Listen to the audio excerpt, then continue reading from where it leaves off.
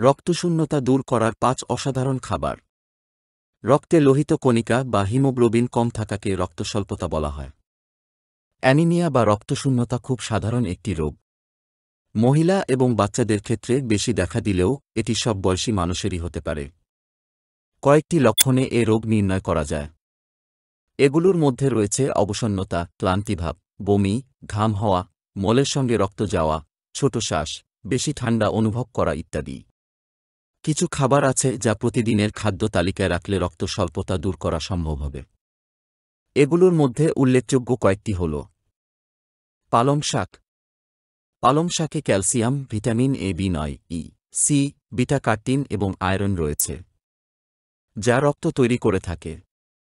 আধা কাপ পালং শাক সিদ্ধতে ৩.২ মিলিগ্রাম আয়রন আছে, যা মহিলাদের দেহে ২০% আয়রন পূরণ করে থাকে। বিট। বিট আয়রন সমৃদ্ধ খাবার হওয়া খুব অল্প সময়ের মধ্যে এটি রক্ত স্বল্পতা দূর করে দেয়। এটি লোহিত রক্তকণিকা বৃদ্ধি করে এবং দেহে অক্সিজেন সরবরাহ সচল রাখে। টমেটো। টমেটোতে ভিটামিন সি আছে, যা অন্য খাবার থেকে আয়রন শুষে নেয়।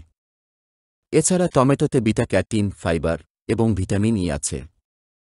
প্রতিদিন কমপক্ষে একটি টমেটো খাওয়ার পরামর্শ দিয়ে থাকেন বিশেষজ্ঞরা, তবে এর বেশি খেলে আরও ভালো হয়। ডালিম। প্রচুর পরিমাণ আয়রন এবং ভিটামিন সি সমৃদ্ধ একটি ফল হল ডালিম। এটি দেহে রক্ত প্রবাহ সচল রেখে দুর্বলতা, ক্লান্ত ভাব দূর করে থাকে। নিয়মিত ডালিম খেলে রক্তস্বল্পতা দূর হয়ে যায়। এমনকি প্রতিদিনের নাস্তায় ১ গ্লাস ডালিমের রস খেতে পারেন। চীনাবাদাম ও পিনাট বাটার।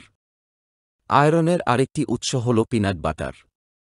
২ টেবিল চামচ পিনাট বাটারে ০.৬ মিলিগ্রাম আয়রন পাওয়া যায়। আপনি যদি পিনাট বাটারের স্বাদ পছন্দ না করেন, চীনাবাদাম খেতে পারেন। এটিও শরীরে আয়রন বৃদ্ধি করতে সাহায্য করে। আরও কিছু খাবার: ডিম, সয়াবিন, বাদাম, সামুদ্রিক মাছ, খেজুর, কিশমিশ ইত্যাদিতে প্রচুর পরিমাণে আয়রন রয়েছে, যা দেহের রক্ত স্বল্পতা রোধ করে। ভিডিওটা যদি আপনার উপকারে আসে তবে অবশ্যই লাইক, কমেন্ট ও সাবস্ক্রাইব করুন।